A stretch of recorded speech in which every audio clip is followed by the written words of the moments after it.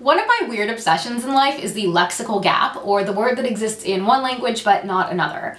And particularly, I am obsessed with German words that don't exist in English. I think this started in 2007 when I spent this bizarre yet inexplicably wonderful weekend in Hyannis with a bunch of friends, including 2 German exchange students, and they wound up teaching all of us these really excellent German insults. So I figured I would share with you 10 awesome German words. Some of these are in my book, Severed Heads, Broken Hearts, because there's a character in there who's also obsessed with German words, and some of them are just particularly excellent, and if you can forgive my terrible German pronunciation, I think you're going to really love these. The first is BACKPFEIFENGESICHT, which means literally a face that cries out for a fist in it. So you know that guy who's always Instagramming his grandfather's Rolex and tagging it, "I am the 1%"? Yeah, it wasn't your fault that you hit him because his face cried out to have your fist in it. He was just a BACKPFEIFENGESICHT. The next word is HOSENSCHEISSER, or one who shits one's tiny pants. This word is one that the German physicists taught me, and it is Schattenparker, which translates to one who parks one's car in the shade so that their interior doesn't heat up. This is genius. I would love to sling this at somebody, or just to accuse somebody that you have a suspicion they might be a Schattenparker. The next word can similarly be used as an insult for somebody that you find wimpy, and it is WARMDUSCHER, which means one who cannot stand to take cold showers.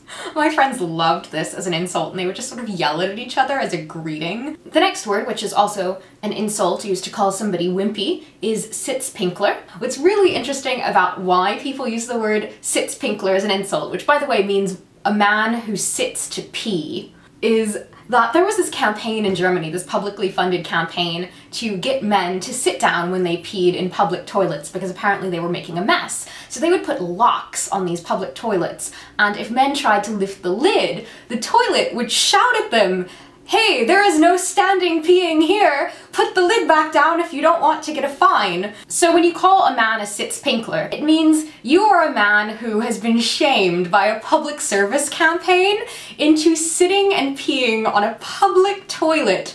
I know!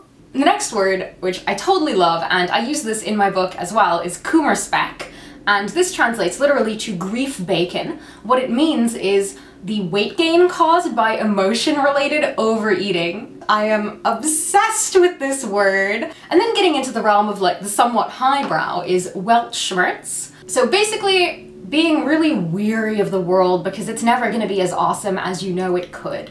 And this word I think describes me very, very well, and it is FERNWEH. So this word is a longing to venture out into the world. It's similar to wanderlust, but it's sadder and lonelier.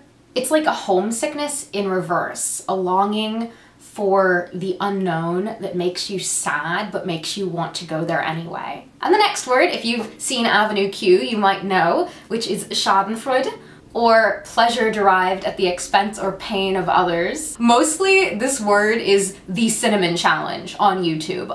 Oh my god.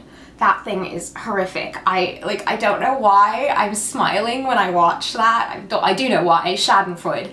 And the final word is SITZFLEISCH, which translates to the ability to sit through something long and boring. Congratulations, you've all just achieved SITZFLEISCH. No, I'm only joking. Thank you guys so much for watching and for learning some weird German words with me today. Like the video if you like the video, subscribe if you are not subscribed, and I will see you next time. Bye!